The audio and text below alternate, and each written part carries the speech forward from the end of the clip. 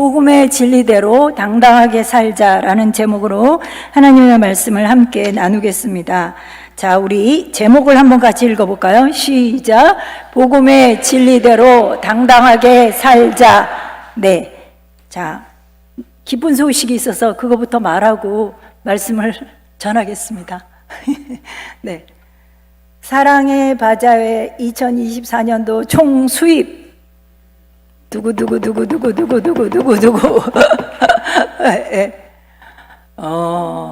바자회도 잘해요. 중일교회는 매해 올라가고 있어요. 놀라지 마세요. 461만 4천원. 와! 예. 작년에도 엄청 잘했다고 그랬는데 300 몇십만 원이라는 걸로 알고 있어요. 근데 올해 400만 원 넘게 460만 원 이렇게 했네요. 이런 걸 보니까 5년 아래 1억 나올 것 같죠? 우리 아무래도 바자회 알바단을 하나 조직해가지고 바자회 하는데 파송해야 되겠어요. 네. 너무 감사합니다. 제가 이거 보자마자 너무 기뻐가지고 찬양하는데 내 웃음이 나오는 거예요. 네. 자, 지난주 설교가 갈라디아서 2장 1절에서 10절 말씀이죠. 자, 거기서 우리는 예루살렘 회의에서 내렸던 결론, 유대인도 이방인도 오직 예수 그리스도의 은혜로만 구원을 받는다, 이런 결론을 내렸죠. 그거와 더불어서 그리스도인의 연합, 요 세 가지를 말했습니다. 첫 번째는 그리스도 안에서 문화, 인종적 배경과 그런 거와 상관없이 무관하게 누구나 다 받아들이면서 연합한다. 그 첫 번째였었고, 두 번째는 그리스도 안에서 소명이 각각 다르지만 연합한다, 이런 거였고요. 세 번째는 그리스도 안에서 가난한 자를 기억하며 돌봄으로 연합한다. 이렇게 세 가지를 나누었습니다. 자, 바울의 예루살렘 방문을 통해서 위대한 진리가 확실하게 확립이 되고 연합이 지켜졌습니다. 자, 그래서 이제 예루살렘 공의의 결론이 나자, 이제 결론이 났어요. 그래서 예루살렘 지도자들이 공문서를 안디옥 교회로 보내는 거예요. 자, 그런데 그 공문서를 바울과 바나바에게 들려보내면 혹시라도 얘네가 중간에 그런 거 아니야? 이런 오해를 받을 수 있겠죠? 자, 그래서 예루살렘 교회의 유력한 자, 헌신되어 있는 자, 사랑하는 자 유다와 실라에게 그 공문서를 들려가지고 수리아 안디옥 교회로 바울과 바나바, 디도 함께 그렇게 보냈습니다. 그래서 유다와 실라가 수리아 안디옥 교회에 도착해서 그 공문서를 읽어주는 거예요. 그 공문서에는 당연히 결론 내린 거, 유대인이나 이방인이나 오직 예수 그리스도를 통해서 구원을 받는다, 그런 내용이겠죠. 그 공문서를 읽었어요. 그러니까 다 같이 기뻐하고 그러고 교제하다가 유다와 실라는 다시 예루살렘 교회로 돌아갔어요. 자, 그리고 안디옥 교회에서 일어난 한 사건이 있는데 이것을 사도 바울이 갈라디아서 이 편지에 기록을 해요. 안디옥 교회의 수리아 안디옥 교회의 사건이 한두 개가 아니죠. 크고 작은 사건이 많이 있잖아요. 그런데도 콕 집어가지고 지금 한 사건을 기록한다는 것은 아주 중요하다, 중요한 메시지를 줄 것이 있다, 이런 얘기죠. 자, 그래서 오늘 본문을 보겠습니다. 갈라디아서 2장 11절에서 13절 말씀까지. 자, 같이 보겠습니다. 띄워주세요. 시작. 게바가 안디옥에 이르렀을 때에 책망받을 일이 있기로 내가 그를 대면하여 책망하였노라. 야고보에게서 온 어떤 이들이 이르기 전에 게바가 이방인과 함께 먹다가 그들이 오매 그가 할례자들을 두려워하여 떠나 물러가매 남은 유대인들도 그와 같이 외식함으로 바나바도 그들의 외식에 유혹되었느니라. 네, 어느 날 베드로가 안디옥 교회에 간 거예요. 그래서 안디옥 교회에 갔는데 바울이 베드로와 직면해서 맞서가지고 책망을 한 적이 있었다는 거예요. 자, 베드로는 야고보가 보낸 몇몇 사람, 야고보는 어디의 수장이라 그랬죠? 예루살렘 교회의 수장이라 그랬죠? 예루살렘 교회의 수장인 야고보가 몇몇 사람을 안디옥 교회에 보냈어요. 시찰을 하러 보낸 거예요. 자, 그 몇몇 사람이 오기 전에는요, 거기서 이방인들과 함께 식사를 막 하고 식사 교제를 막 했어요. 그런데 예루살렘에서 이 사절단, 보수적인 이런 사람들이 오자 베드로가요, 식사하다가 말고 어떻게 해요? 슬그머니 꽁무니를 빼고 뒤로 쑥 물러가 버린 거예요. 그러면서 할 수 있는 대로 이방인하고 거리를 딱 둔 거죠. 예. 왜 그랬냐? 베드로가 유대 보수파를 두려워해서 그렇게 한 거예요. 그랬더니 그 안에 있는 유대인 그리스도인들 있잖아요. 이 사람도 베드로가 그런 거. 자기도 슬금슬금 예, 도망쳐서 이렇게 물러난 거예요. 예. 거기까지는 이해가 되잖아요. 예, 베드로가 좀 그렇고 그런 사람이니까. 아니, 그런데 수리아 안디옥 교회 지도자였던 바나바까지도 이렇게 하고 슬슬 도망쳐 버린 거예요. 이제 연쇄 반응이 쭉 일어났어요. 왜 그러냐? 원래 유대인들은 이방인들과 함께 식탁에 앉지 않았습니다. 유대인들이 이방인들을 부정한 사람 취급을 한 거예요. 그 이유는요, 레위기 11장이나 신명기 14장 여기에서 보면 하나님께서 부정한 것이라고 이렇게 말씀하시면서 유대인들에게 먹지 말아라, 그런 것들이 있었어요. 그런데 이방인들은 이런 것들을 뭐예요? 상관하지 않고 막 먹는 거예요. 그래서 이방인들은 부정한 것을 먹는 부정한 사람이 돼버린 거예요. 유대인 입장에서는요. 그래서 이런 부정한 자와 교제하면 유대인인 자기들도 부정하게 된다, 이렇게 생각을 한 거예요. 여러분, 율법에 부정한 자가 뭘 만지면 부정하게 된다, 막 성경에 많잖아요. 또 뭐를 만지면 그것도 부정하니 빨아라, 막 많잖아요. 그것처럼 부정한 자와 교제하면 부정하게 된다고 생각을 한 거예요. 그런데요, 예수님께서 오셔서요, 이방인 고넬료 가정을 구원하시죠. 자, 그 구원을 하실 때 베드로의 환상 중에 율법에서 부정한 짐승을 보자기에 싹 싸서 내려보내요. 그러면서 베드로에더러 먹으라는 거예요. 율법에 부정한 음식을 먹지 말라고 그랬죠? 하나님께서. 그랬는데 베드로더러 먹으라는 거예요. 그러니까 베드로가 더러운 것을 먹을 수 없어요, 부정한 것을 먹을 수 없어요, 그랬어요. 그랬더니 예수님이 또 먹어라 그러시는 거예요.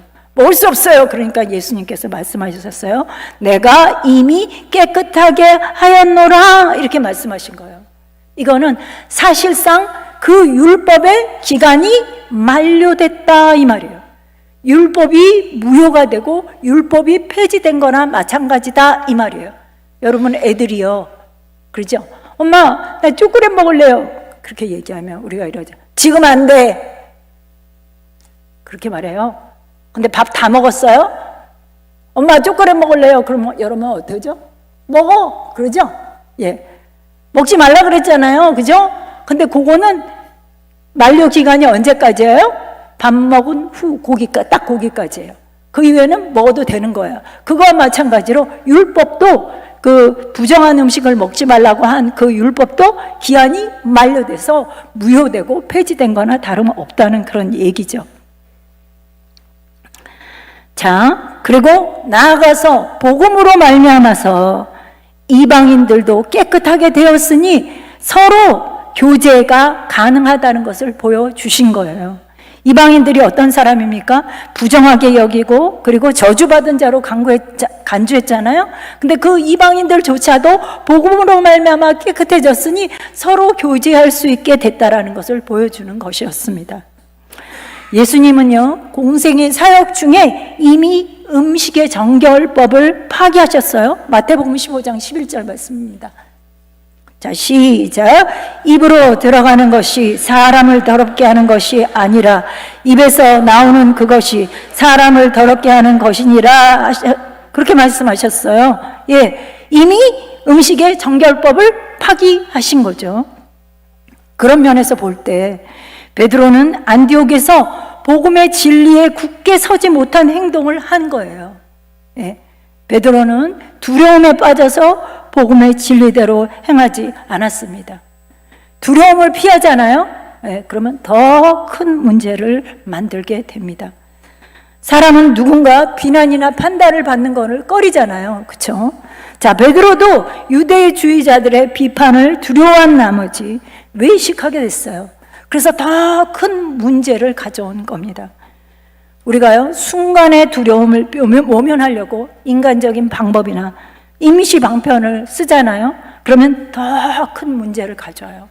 그래서 그 두려움에, 당면한 그 두려움과 맞서야 더 큰 어려움을 막을 수가 있습니다. 임시 방편을 쓰면 쓸수록 더 큰 문제들이 생겨요. 여러분, 외롭다, 힘들다 이러면서 예? 기분 좋아지라고 기분 좋아지는 거 하나 먹었어요? 다음에는 그거 먹으면은 별로 기분이 안 좋아져. 별로야. 더 진한 거 먹어. 그러다가 뭐예요? 마약까지 가는 거예요. 그런데 내가 왜 이러는지, 내가 왜 외롭고 내가 왜 이러는지의 지를 정면으로 마주쳐서 그 원인을 알고 그거 해결 방법을 제대로 받고 그렇게 하면 금방 해결이 됩니다. 그런데 그것을 임시 방편으로 사탕 하나 먹었다가 뭐 하나 먹었다가 마약까지 가면 더 큰 어려움을 겪는 거예요. 베드로의 위선이요, 안디옥 교회 유대인들한테 영향을 미쳐서 유대인들도 베드로의 위선을 따라했어요. 심지어 안디옥 교회 지도자인 바나바마저도 그 위선의 유혹에 빠져버렸습니다. 베드로의 두려움으로 시작된 문제가요, 교회 전체의 파급이 돼가지고 복음이 희석되고 나아가서 교회가 또 한 번 혼란에 빠질 그럴 위험에 처한 겁니다. 이에 바울은 복음의 진리를 삶 속에 바르게 행하지 못한 베드로를 사람들 다 보는 데서 책망을 해요. 갈라디아서 2장 14절입니다. 같이 읽겠습니다. 시작. 그러므로 나는 그들이 복음의 진리를 따라 바르게 행하지 아니함을 보고 모든 자 앞에서 게바에게 이르되 내가 유대인으로서 이방인을 따르고 유대인답게 살지 아니하면서 어찌하여 억지로 이방인을 유대인답게 살게 하려느냐 하였노라. 예, 사도 바울은 베드로, 야고보, 유대인들, 바나바 이런 사람들이 복음의 메시지를 따라서 한결같이 살아야 되는데 한결같이 바른 길을 걷지 않는 것을 보고 그리고 모든 사람 앞에서 베드로를 책망해요. 여러분, 원래 책망할 때는 어떻게 해야 돼요? 그 사람만 따로 불러가지고, 그렇죠? 사람들 앞에서 책망하는 거 대체적으로 안 하잖아요. 따로 불러가지고 선은 이렇고 후는 이렇고 그래서 이런 건 아니야 이렇게 말하잖아요. 근데 지금 사도 바울이 베드로 그 거장을 모든 사람이 보는 앞에서 책망을 하는 거예요. 왜요? 모든 사람이 다 들어야 되기 때문에 그렇습니다. 예, 둘만 하면 모든 사람에게 지금 굉장히 중요한 것을 말해야 되는데 다시 한번 확실하게 해줘야 되는데 듣지 못하기 때문에 모든 사람 앞에서 책망을 한 거예요. 베드로를 그냥 망신 주려고 한 게 아니고 그게 아니고 다른 사람도 다 같이 그 진리를 확실하게 해야 되기 때문에 모든 사람 앞에서 말했습니다. 이렇게 말한 거예요. 베드로 당신은 예루살렘에서 파견된 감시인들이 보지 않을 때는 유대인이면서도 이방인처럼 살더니, 이방인하고 같이 식사했잖아요. 그러더니 이제는 예루살렘에서 온 당신의 옛 동료들에게 좋은 인상을 주려고 이방인에게 유대인의 관습을 강요하고 있어요. 도대체 무슨 권한으로 그렇게 하는 겁니까? 이렇게 얘기하고 있어요.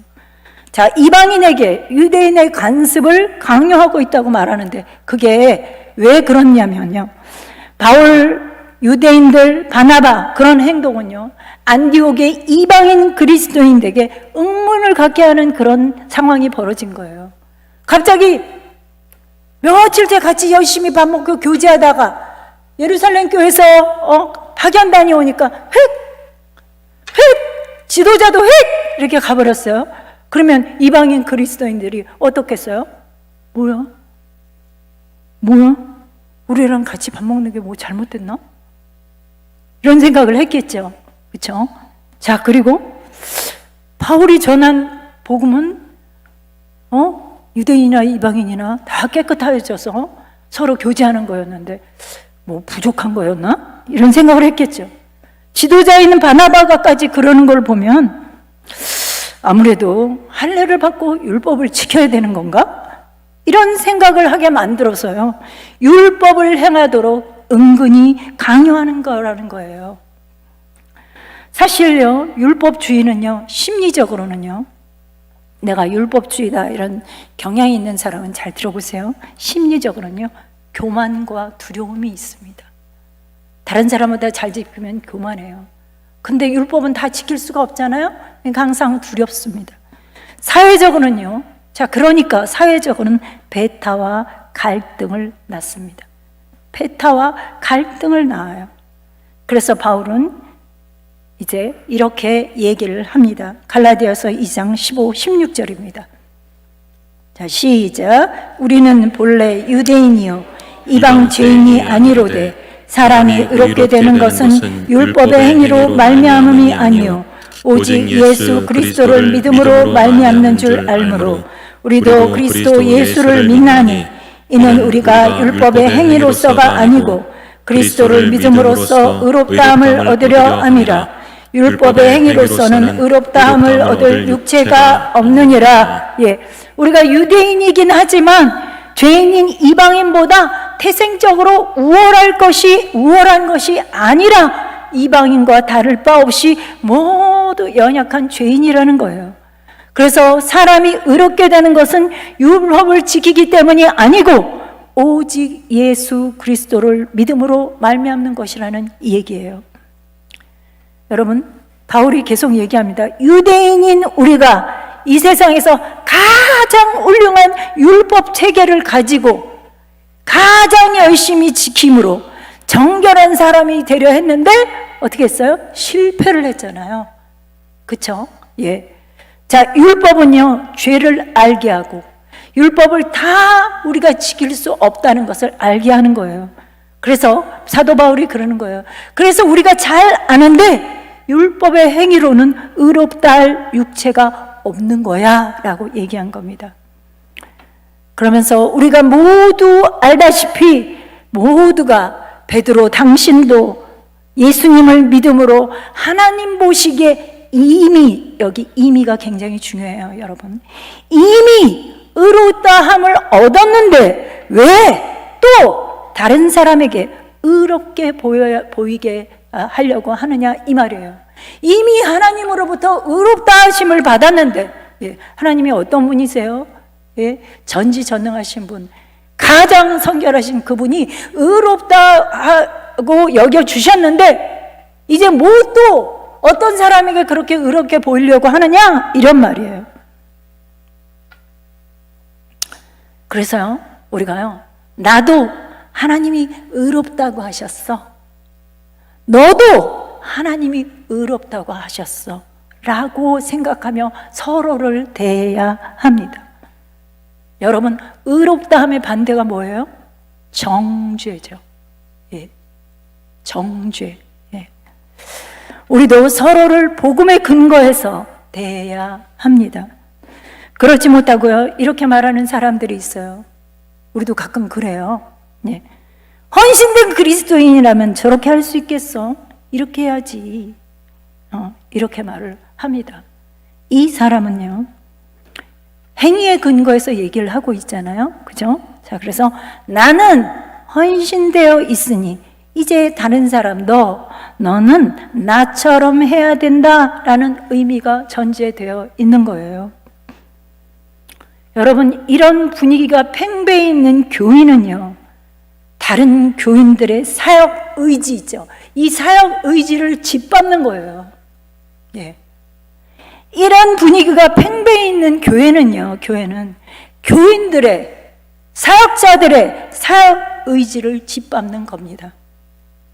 근데 의외로 이런 분들이 많이 있어요. 예. 우리도 가끔 그런 짓 하잖아요. 예. 바울이 이신칭의의 기독교 신앙의 핵심을 이렇게 말하고 있는 거예요. 그런데요, 우리가요, 이신칭의 다 안다고 생각은 합니다. 그렇죠? 믿음으로 의롭다함을 여긴다. 이게 이신칭의니까. 예, 그런데요, 잘 보세요. 그런데 이신칭의가 무슨 뜻이고 그것이 우리의 삶에 어떤 영향을 미치는지, 예, 베드로 사도도 이 순간에 사도 바울에게 다시 배워야 했어요. 예, 더 그 의미를 더 배워야 한 거예요. 그렇다면 우리는 말할 것도 없죠. 두말할 것도 없죠. 더 배워야 되는 거죠. 사랑하는 충일 가족 여러분, 이신칭의의 뜻을 계속 더 알아가시고 삶에 어떤 영향을 미치는지를 계속해서 배우시기를 축원합니다. 연이어 바울이 말합니다. 갈라디아서 2장 17절 18절입니다. 시작. 만일 우리가 그리스도 안에서 의롭게 되려 하다가 죄인으로 드러나면 그리스도께서 죄를 짓게 하는 자냐? 결코 그럴 수 없느니라. 만일 내가 헐었던 것을 다시 세우면 내가 나를 법법한 자로 만드는 것이라. 예, 이 당시에요, 사도 바울의 대적자들이 있었죠. 이 대적자들은 사도 바울이 율법의 행위가 아니라 믿음으로 의롭다함을 얻는다, 믿음으로 정결함을 얻는다. 예, 구약에서는 정결함을 얻는다 이렇게 얘기하죠. 예, 자, 부정한 이방인이 믿음으로 정결함을 얻는다라는 복음은, 예, 행위 외에 별로 구애받지 않잖아요. 믿음이니까. 그래서 죄를 쉽게 짓고 죄를 조장하게 만들고 있다라고 비난을 했어요. 그래서 사도 바울이 복음의 진리, 이신칭의가 죄를 조장한다는 것은 말도 안 된다라고 딱 잘라 말하는 거예요. 이어서 내가 헐었던 거, 사도 바울이 헐었던 게 뭐예요? 내가 내 힘으로 율법을 지키는 행위로 의롭게 되려고 했던 거, 예, 이것을 버렸잖아요. 예, 이 헐었던 것, 그걸 다시 그리로 돌아가면 전에 헐어버린 낡은 헛간을 다시 세우는 셈이 되고 사기꾼처럼 행동하는 것이다, 이렇게 얘기를 하고 있습니다. 믿음으로 의롭게 되고 믿음으로 사는 삶의 방식을 고수한다고 얘기한 거예요. 예, 복음으로 의롭게 되었으면 복음으로 계속해서 살아야 한다, 이런 얘기죠. 이어서 믿음으로 정말 의롭다함을 얻은 사람이 삶을 어떻게 보는지, 어떻게 살아가는지에 대해서 바울이 얘기를 하는데요. 갈라디아서 2장 19, 20절 말씀입니다. 시작. 내가 율법으로 말미암아 율법에 대하여 죽었나니 이는 하나님에 대하여 살려 함이라. 내가 그리스도와 함께 십자가에 못 박혔나니 그런즉 이제는 내가 사는 것이 아니요 오직 내 안에 그리스도께서 사시는 것이라. 이제 내가 육체 가운데 사는 것은 나를 사랑하사 나를 위하여 자기 자신을 버리신 하나님의 아들을 믿는 믿음 안에서 사는 것이라. 예, 이 성경을 성경 원문에 아주 가깝게 쓴 메시지 성경으로 설명을 대신하겠습니다. 잘 들어보세요. 조금 긴데요. 나는 율법을 지키려고 애쓰고 하나님을 기쁘시게 해드리려고 고심했지만 뜻대로 되지 않았습니다. 그래서 나는 율법의 사람이 되는 것을 포기했습니다. 그것은 하나님의 사람이 되기 위해서였습니다. 그리스도의 삶이 내게 방법을 일러주었고 그렇게 살도록 해 주었습니다. 나는 그리스도와 나를 완전히 동일시했습니다. 정말로 나는 그리스도와 함께 십자가에 못 박혔습니다. 이제 내 자아는 더 이상 내 중심이 아닙니다. 나는 더 이상 여러분에게 의롭게 보이거나 여러분에게 좋은 평판을 얻고 싶은 마음이 없습니다. 나는 더 이상 하나님께 좋은 평판을 얻어야 한다는 강박관념, 이런 것들이 없습니다. 그리스도께서 내 안에 살고 계십니다. 여러분이 보는 내 삶은 나의 것이 아니라 나를 사랑하시고 나를 위해서 자기 목숨을 내어주신 하나님의 아들을 믿는 믿음으로 살아가는 삶입니다. 나는 이 삶을 저버리지 않을 것입니다. 메시지 성경, 여러분 메시지 성경을 사서 읽어보세요. 굉장히 가장 원어에 가깝게 풀이한 성경이 메시지 성경이라고 하니까, 네, 나는 누구도 아니고 율법을 철저히 지켰던, 다른 누구도 아니고요, 율법을 철저히 지켰던 바울 자신이 율법에 대해서 죽었다, 율법에 대해서 죽었음을 강조하니까 율법을 지키면 살 것이다 이렇게 믿었던 유대인들에게 얼마나 큰 충격이 갔을까요? 그리고 내 힘으로 살아가던 그들에게 그리스도인의 삶은 내가 내 힘으로 사는 것이 아니라 내 안에서 그리스도가 살아가는 그런 삶이라고 말한 거예요. 내 안에 그리스도가 사신다는 거죠. 이 삶은요, 바로 나를 사랑하사 나를 위하여 자기 자신을 버리신 하나님의 아들을 믿는 믿음 안에서 사는 삶이라고 한다는 거예요.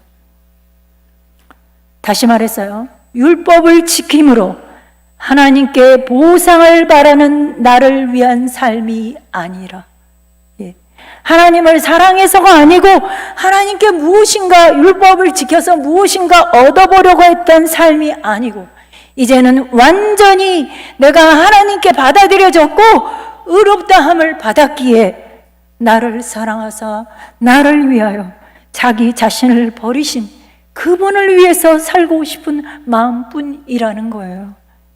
여러분, 이것이 그리스도인의 삶의 내적 원동력입니다. 이어서 강경한 어조로 바울이 자신의 심정을 말합니다. 갈라디아서 2장 21절입니다. 시작. 내가 하나님의 은혜를 패하지 아니하노니 만일 의롭게 되는 것이 율법으로 말미암으면 그리스도께서 헛되이 죽으셨느니라. 네, 패하다라는 말이 나오는데요, 그 말은 뭐냐? 거절하다, 원어의 뜻이 거절하다, 무시하다, 알아차리지 않다라는 뜻이 있습니다. 갈라디아 교인들이 하나님께서 은혜로 그들을 부르시고 구원하셨는데 그것을 쉽게 거절하고 무시하고, 패하고죠, 거절하고 무시하고 떠나서 다른 복음을 따른 것을 은근히 질타하고 있어요. 그러면서 나는 은혜로 시작했던 믿음을 계속 은혜로 사수하겠다는 그런 얘기입니다. 은혜로 시작한 믿음이 율법으로, 외식으로 변하는 일이 없도록 하겠다는 거예요. 그런 태도가 되면, 그렇게 되면 예수님의 죽음이 필요 없게 된다는 이야기입니다. 말씀을 정리하겠습니다. 베드로는 안디옥에서 복음의 진리 위에 굳게 서지 못한 행동을 합니다. 두려움에 빠진 나머지 복음의 진리대로 행하지 않으므로 더 큰 문제를 야기했습니다. 바울은 복음의 진리를 희석하여서, 베드로는 복음의 진리를 희석해서 바울에게 준엄한 그런 책망을 받았습니다. 사람은 율법의 행위로 의롭게 되는 것이 아님을 알고도 베드로는 유대주의자들의 무언의 압력에 굴복한 것이었습니까? 우리가 분명한 진리를 가지고도요, 순간적인 두려움에 빠질 때가 있습니다. 사람의 눈치를 살피고 그들의 판단을 두려워한 나머지 외식하거나 임시 방편을 찾음으로 복음의 진리를 놓칠 때가 있습니다. 그런데 외식이나 임시 방편은 복음의 진리를 훼손하거나 거부하는 것이 되기 때문에 더 큰 문제를 야기할 수가 있습니다. 그러므로 눈앞에 직면한 두려움의 노예가 되지 마시고 당당하게 복음의 진리대로 행하시기를 축원합니다. 하나님은 복음의 진리를 우선시하며 순종하는 사람을 책임지시고 승리하게 하시는 줄 믿습니다. 마지막으로 어떤 교회 대학원 부가 있는데 그 부의 회장인 사람의 이야기를 하고 마치겠습니다. 이 회장은 무슨 시험을 2번이나 봤는데 떨어졌대요. 회장이니까 이제 믿음과 삶의 열매를 보여야 되는데 이렇게 생각한 거예요. 그래서 창피가 밀려왔습니다. 그러니까 마음의 부담까지 간 거예요. 그래서 태어난 척 하려고 엄청나게 애를 쓰고 있었답니다. 어느 날 하나님께서 꿈으로 나타나셨는데 꿈을 꾸게 됐대요. 근데 대학원부에는 또 집사님들이 계셨나 봐요. 그래서 집사님들하고 농장에 놀러 갔답니다. 근데 농장 주인이 와가지고 불러 모으더래요. 그러더니 농장 주인이 수고한 일꾼에게 상 주겠다 그러시더래요. 그러더니 이 사람은 안 집사예요. 대학원부 회장은 안 집사인데 박 집사 참 수고했다 이러시면서 빨간 사과가 탐스럽게 열린 그런 사과나무 화분을 주더랍니다. 자, 그러더니 김 집사한테는 김 집사 참 수고했다 그렇게 하면서 이번에는 노란 오렌지가 탐스럽게 달려있는 열매가 있는 그런 오렌지 나무를 주시더랍니다. 그런 화분을 주셨대요. 그런데요, 자기한테는 이러더랍니다. 안 집사 뭐예요? 수고했다는 말을 안 하더래요. 여러분, 회장이면 얼마나 열심히 신앙생활 했겠어요. 회장이 아무나 됩니까? 열심히 하니까 되죠, 그죠? 그랬는데 다른 사람은 다 수고했다 그러더니 회장 아닌 다른 집사님들 수고했다는, 자기 보고 수고했다는 말을 안 하더랍니다. 예. 그러더니 뭘 이렇게 화분을 보니까 이미 하얗게 말라버린 썩은 고무나무 화분을 이렇게 내밀더라는 거예요. 그래서 엄청 충격을 받아가지고 그걸 이렇게 받으러 갔대요. 받으러 가니까 그 나무가 다 썩었는데 가운데에 이렇게 새싹이 통통하게 올라오고 있더래요. 그거를 보고는 잠이 딱 깼답니다.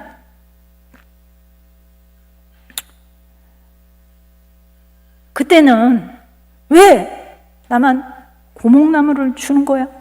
고목나무 분재로 나를 주는 거야? 네. 깨닫지를 못했대요.